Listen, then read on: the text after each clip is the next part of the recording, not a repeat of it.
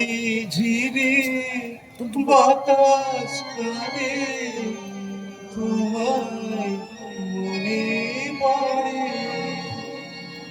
একই ব্যথা জাগে বড় একা লাগে, চোখে ঝিরির পড়ে, ঝিরি ঝিরি বাতাস কানে তোমায় মনে পড়ে, চোখে পড়ে যে হায় নিরাময় কালো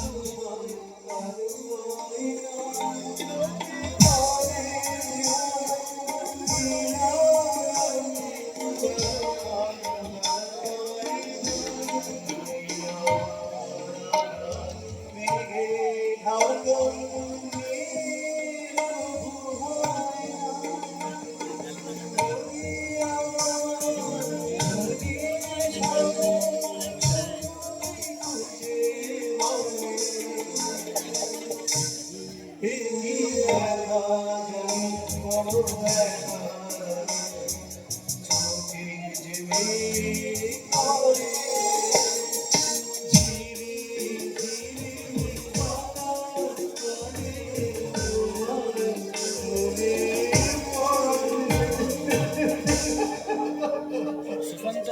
মনিকা, তোমাকে ছাড়া যে আমি আর বাঁচতে পারছি না মনিকা। শান্ত,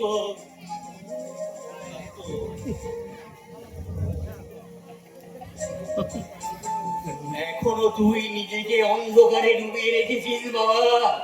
অন্ধকারে যে আমার শেষ ঠিকানা বাবা। তুমি তুমি কি কিছু বলছিলে বাবা?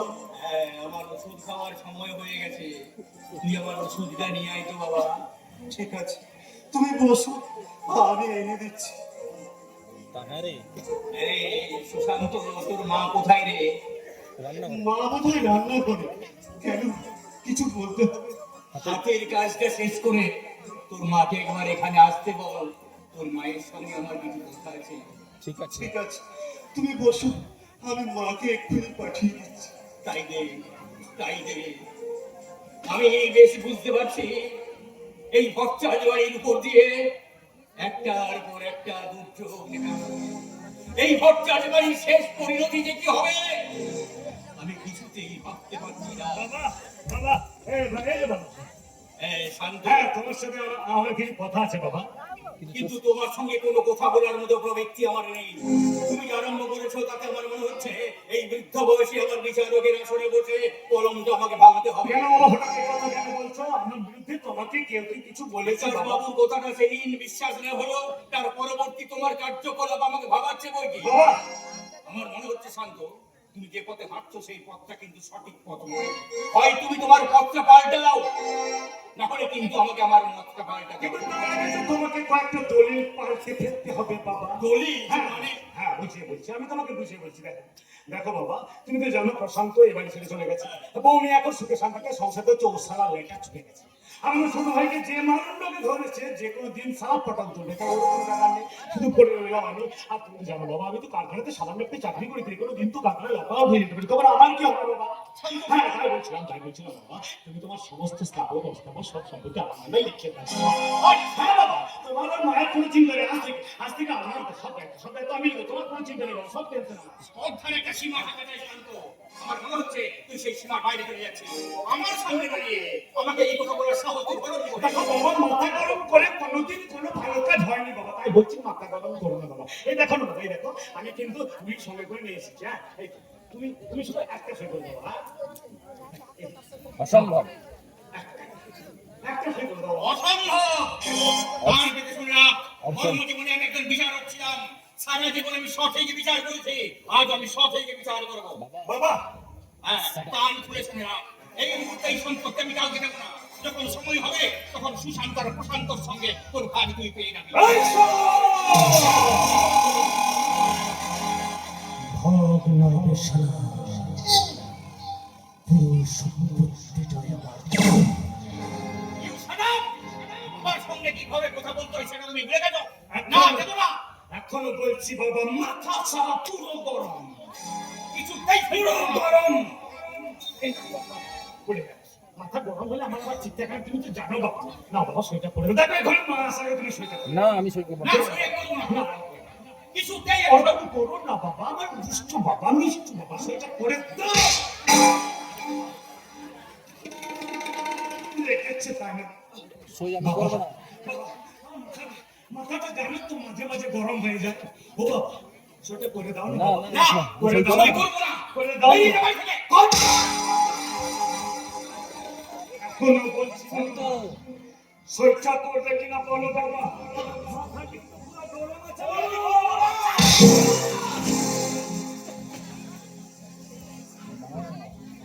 বড় সাহস তোর। শুনছো সুলোচনা? ও, শুনছো সুলোচনা?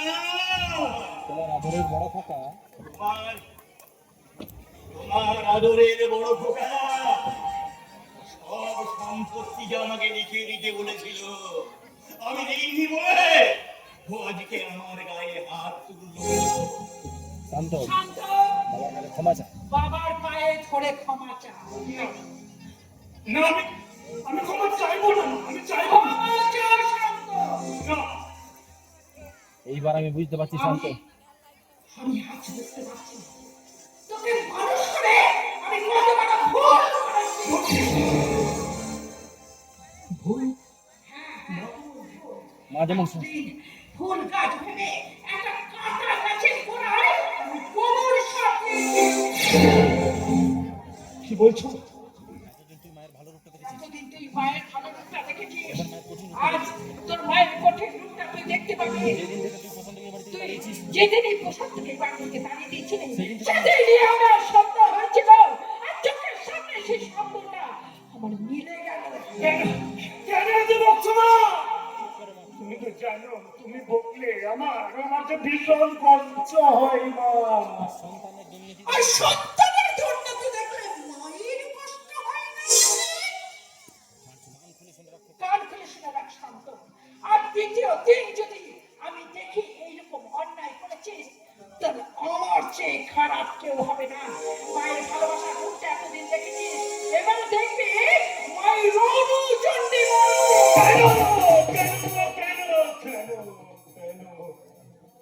কেন এত বকছো আমায়? তুমি তো জানো আমার মাথা ঠিক থাকে না, আর ঠিক না থাকলে তখন যে আমার কোনো হুঁশ থাকে না। হুঁশ থাকতো যদি কোনটা বাবা কোনটা মা তোর হুঁশ থাকতো। আমি যদি তোকে পেটে ধরতাম।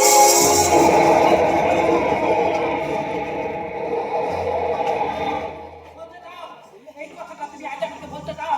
বারবার বলতে গেছি, তুমি আমাকে বাধা দিয়েছো, আজ আমাকে সেই কথাটা বলতে দাও। কি বলছো? শুনতে হবে।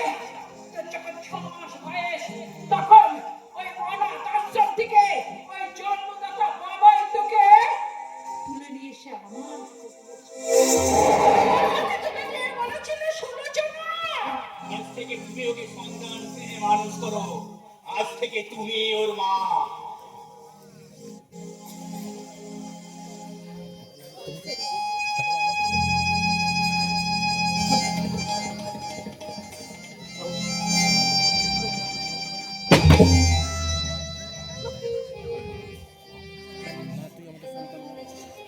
না, তুই আমার সন্তান নস। তুই অনাথ আশ্রম থেকে আনা একটা অনাথ সন্তান।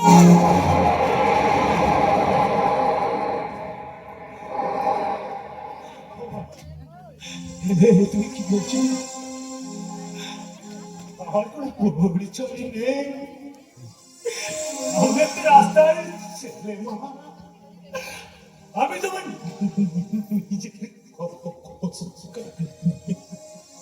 আমি ওরা জীবনে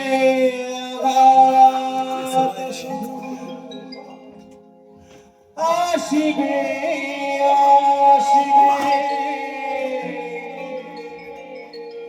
বুকে ভালো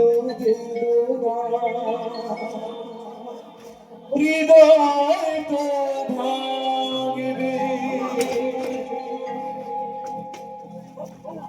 জীবনে আঘাত শুধু আসিবে আসিবে,